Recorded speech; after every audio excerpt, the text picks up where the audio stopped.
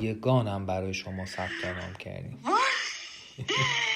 خیلی ممنونم. خواهش می‌کنم. یعنی شما میتونید خیلی ممنونم مهندس نجفی، خیلی ممنونم واقعا. خواهش میکنم. سلامت. انشالله که بتونم این حال خوشم رو جبران کنم واسه. سلامت باشید. خواهش میکنم.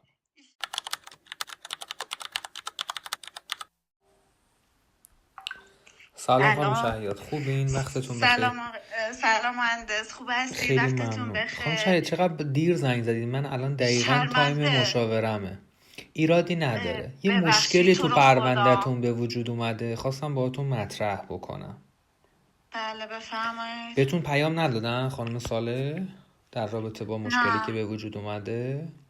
نه من چیزی ندیدم. یعنی میگم من سنندجم و گوشیم خاموش شده بود، الان گوشیمو روشن کردم. خواستم بهتون بگم که پذیرش دانشگاهتون اومده. بله خوبه، خدا رو شکر. آره و دانشگاه دولتی رایگان و طبق اون چیزی که ایدئالتون بود دیگه. خدا رو شکر. خیلی خوش خبر باشید. شکر شدید. خیلی ممنونم. خیلی آخه یهو گفتید مشکلی تو پرونده ایجاد شده. یعنی مردم، دلم خالی شد به خدا. خواهش میکنم. خیلی ممنونم مهندس نجفی. یعنی واقعا نمیدونم چطور جبران کنم. خیلی خوشحال شدم. خواهش میکنم. فقط یه نکته دیگری که وجود داره اینه که شما میدونید دیگه توی پروسه شما یه ثبت نام کلاس زبان وجود داره. که حالا اون حداقل در واقع به ازای هر ترم 450-500 یورو هزینه‌شه. که اینم در جریان هستید که باید اینم انجام بدید. درسته؟ 400 یورو 450-500 یورو. این رو میدونید شما، چیزی نیستش که الان شنیده باشید. بله حالا میدونم. صبر کن. خواستم خبر خوب بهتون بدم که ما کلاس زبان رایگانم برای شما ثبت نام کردیم. خواهش می‌کنم. یعنی شما میتونید رایگان در آلمان زبان آلمانی بخونید، فشرده هر روز کلاس.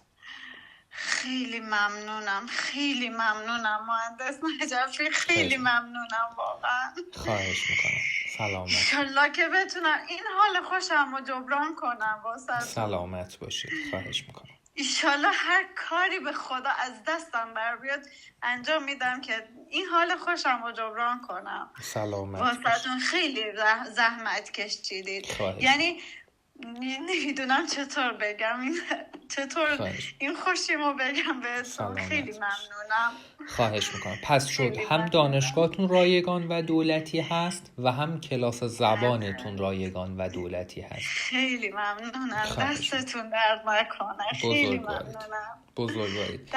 من برم به مشاورم برسم چون زنگ زد، من مجبور شدم ردش بکنم. اوکی؟ بازم ببخشید. و کلی بهتون تبریک میگم. ان شاءالله که همیشه سر حال، پر انرژی. هر کاری از دستم بر بیاد انجام میدم. من سلامت. هیچ کاری نیستم بی چشم رو. یعنی بعدا به خدا خیلی هر کاری میکنم جبران کنم این زحمتاتون. سلامت باشید. مراقب خودتون باشید و سلام به آقای سارمی برسونید. قربان شما. خدا نگهدار. ممنونم. خداحافظ.